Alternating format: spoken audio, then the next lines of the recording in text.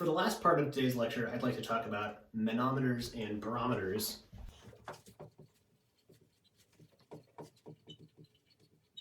which are both devices for measuring a pressure using a fluid, in particular using a vertical column of fluid. The idea here is that gas pressure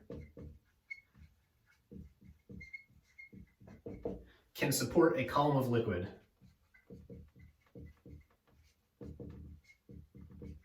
whose height depends on the pressure.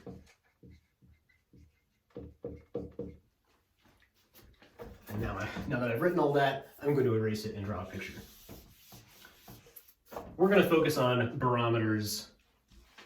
If you want to know the difference between barometers and manometers, you can look it up in the book. The real difference is barometers are measuring atmospheric pressure, and manometers are measuring the gas pressure of some system.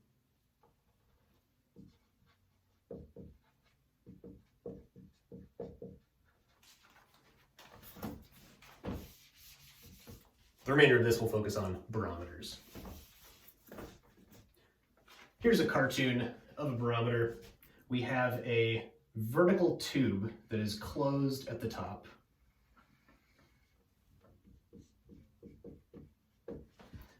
Below that, we have a container, maybe a glass. You could imagine doing this with a glass dish or something like that.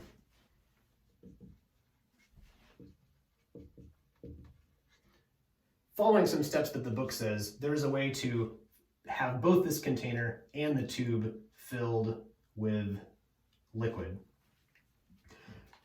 But it turns out our liquid can only go up a certain height within the tube. Even if you make the tube longer or try to add more liquid to the container, this height will not go above some certain height.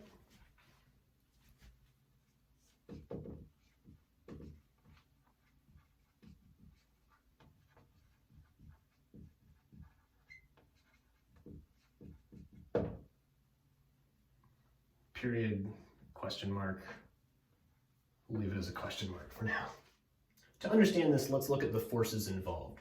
At the surface of this liquid, we have air pushing down on this surface. I'm going to call that P, air. This is the same as the ambient atmospheric pressure of that air.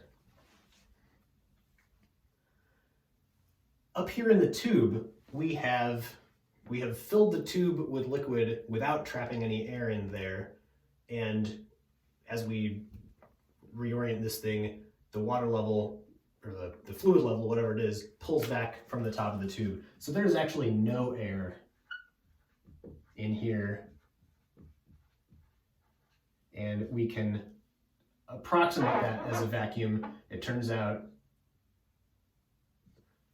there might be a little bit of vapor in there from the liquid, depending on whatever the vapor pressure of the liquid is, but in principle, we can think about this theoretically as if it were a vacuum in there for now.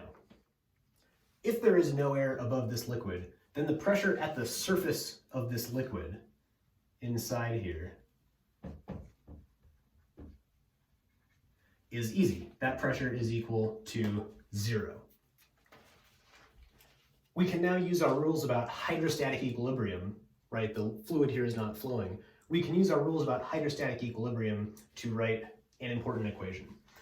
Our horizontal line here is going to be the following line right at the surface of the liquid.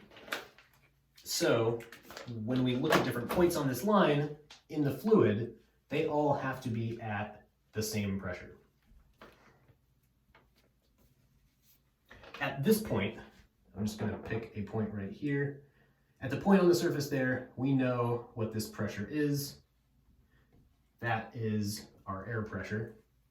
At this point here, we also know what the pressure is because we have some fluid above us. We are at some depth in the fluid.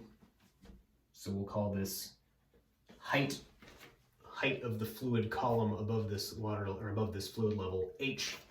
So the pressure at this point is equal to, using our hydrostatic equilibrium equation for the depth, it's equal to the pressure at the surface plus rho GD, and in that case, the pressure at the surface, oh, there's no air up there, so that is 0, and our depth in the fluid, our depth below the surface, is this height h. So the pressure at this point is equal to rho GH.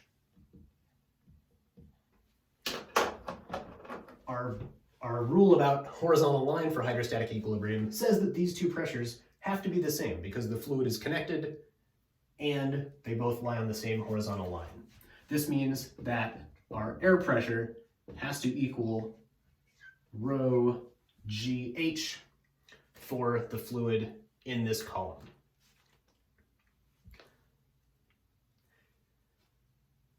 So in other words, this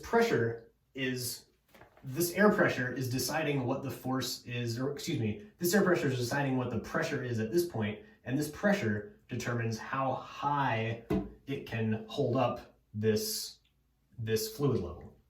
If our air pressure was higher, it would be able to support a higher column of fluid. If our air pressure was lower, this fluid level would not be able to be as high. This equation on the right is going to let us make a calculation of the air pressure by measuring rho and g and h, and all three of those are things that are easy to measure in a lab. H is the only thing that is going to change, so really this is turning a height measurement into a pressure value.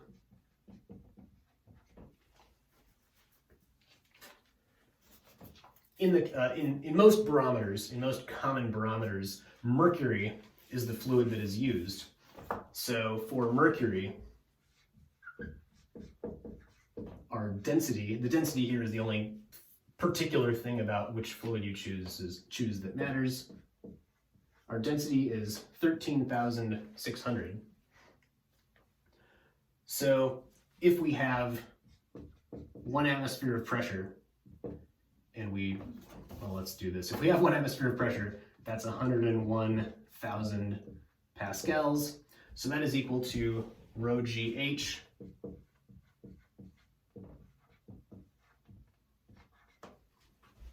and if you rearrange this to solve for H, you can find that an air pressure of 101,000 pascals gives you a height for mercury of 760 millimeters. So this is exactly what is meant by the unit of pressure called the millimeter of mercury. That is how high of a column of mercury can that pressure support. This is very commonly used for air pressure measurements because historically that is how air pressure measurements have been made. That means that this 760 millimeters gives you a pressure that is equal to 760 millimeters of mercury, which is equal to 760 torr. So these are other pressure units in case you run into them. That's where they come from.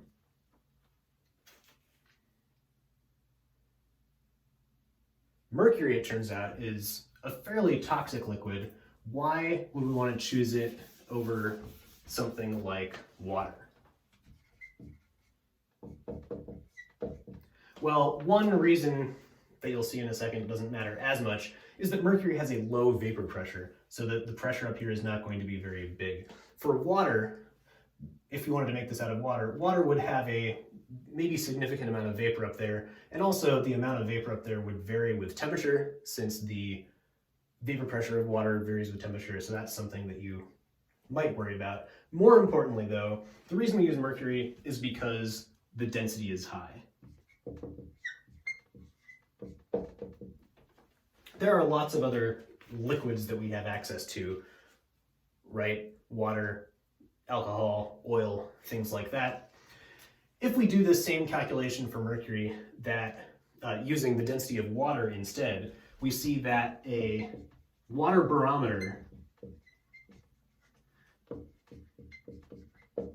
would have to be, the density of mercury is 13.6 times that of water. which means that water's density is 13.6, a factor of 13.6 lower than mercury, which means you need a tube 13.6 times as high. It turns out that's approximately 10 meters high, which is, of course, 30-some feet. There's nothing keeping you from making a water barometer except the fact that it would have to be 3 stories tall, and that's impractical for lab equipment. So mercury is used because of its high density.